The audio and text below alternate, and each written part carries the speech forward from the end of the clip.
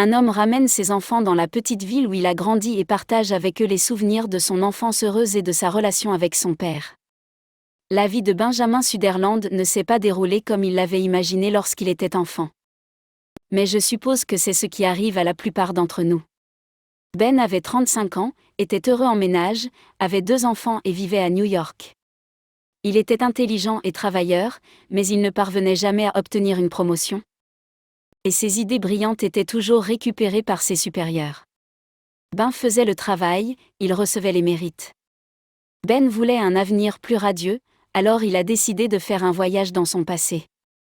Ben, Mara et leurs 2 enfants, Adam, 10 ans, et Lindsay, 9 ans, se sont donc rendus en Pennsylvanie pour rendre visite à sa mère.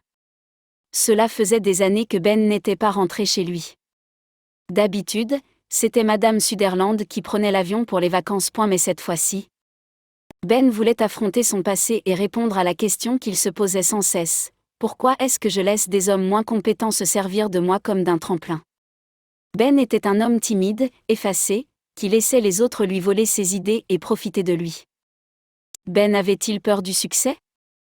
Ou simplement trop timide pour se mettre en avant? Ben voulait du bien à ses enfants et il savait qu'il avait la capacité de faire beaucoup plus. Peut-être que le retour en arrière lui montrerait la voie à suivre. Ils arrivèrent juste avant le coucher du soleil et les enfants sortirent de la voiture et coururent dans les bras de leur grand-mère. Mara et Ben ont suivi et ont serré Madame Sutherland dans leurs bras. Elle ouvrit les bras pour accueillir Mara et Ben. « Mon fils, ton père serait si fier de toi. Vous avez une belle famille. » Les larmes ont rempli les yeux de Ben et il s'est détourné pour que les enfants ne le voient pas pleurer. Il s'est fendu la tête plusieurs fois, je peux vous le dire.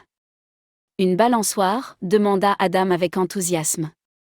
On peut l'utiliser, mamie? On peut. Eh bien, dit Madame Sutherland. C'est à tes parents de décider.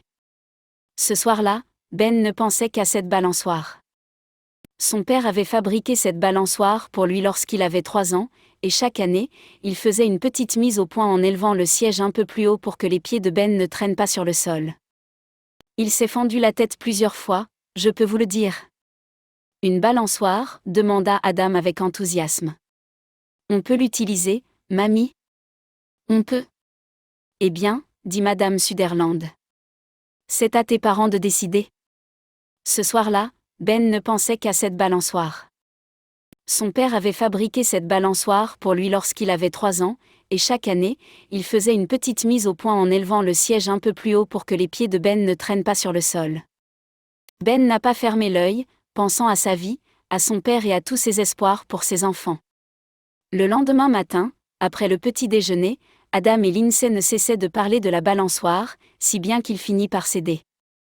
Il a conduit ses enfants dans l'arrière-cour où un vieux chêne gigantesque étendait ses branches. Une balançoire en corde avec un siège en bois était suspendue à l'une des branches épaisses. Adam cria « Moi d'abord », mais Ben tendit la main pour l'en empêcher. Quand le printemps arrivait, mon père vérifiait toujours que les cordes n'avaient pas pourri dans la neige et la pluie avant que je ne l'utilise, expliqua-t-il. Après avoir vérifié la solidité des cordes, il lui fit un signe de tête. Adam s'assit immédiatement sur la balançoire près d'un vieux chêne, mais son excitation se dissipa rapidement. « C'est trop bas », se plaint-il. Lindsay le poussa. « Laisse-moi essayer », s'écria-t-elle, mais elle aussi se plaignit que ses pieds traînaient dans la terre. Ben regarda la branche à laquelle la balançoire était suspendue et dit « Votre grand-père grimpait sur la balançoire et raccourcissait la corde chaque année pour mon anniversaire. Je crois que je vais devoir faire la même chose. » Ben grimpa à l'arbre et lorsqu'il arriva à la grosse branche, il vit que quelqu'un avait laissé un rouleau de tissu attaché avec de la ficelle sous la corde de la balançoire. Il le mit dans sa poche arrière et remonta la balançoire. Après l'avoir fixé, il descendit et observa Adam et Lindsay qui, à tour de rôle, cherchaient à savoir qui irait le plus haut. C'est alors qu'il se souvint du paquet. Il le détacha avec précaution et déplia le rouleau de tissu. À l'intérieur se trouvaient plusieurs feuilles de papier pliées, rédigées à la main, et qui semblaient avoir été écrites par son père. « Mon très cher Benny, lit-on. Je viens d'apprendre qu'il ne me reste plus beaucoup de temps à vivre et que mon souhait de te voir devenir un grand homme ne se réalisera pas. Je n'arrête pas de penser à tous les moments spéciaux que je vais manquer. Je ne serai pas là pour toi, mon fils, alors je veux te dire le peu que j'ai appris dans cette vie, aime ta famille par-dessus tout et sois fidèle à toi-même. N'aie pas peur de parler, mon fils. La vie ressemble beaucoup à cette balançoire que tu aimes tant. Quand tu grandis, tes jambes deviennent trop longues, alors tu dois relever le siège, c'est ce que j'ai fait pour toi, ben. Mais un jour, tu devras le faire toi-même. La vie ressemble beaucoup à la balançoire. Tu deviendras trop grand pour une position, et tes pieds commenceront à traîner, mais ne t'attends pas à ce que quelqu'un d'autre t'aide ou veille sur toi. Tu dois grimper à cet arbre toi-même, mon fils, si tu veux te balancer haut et apprendre à voler. Je t'aime, mon fils.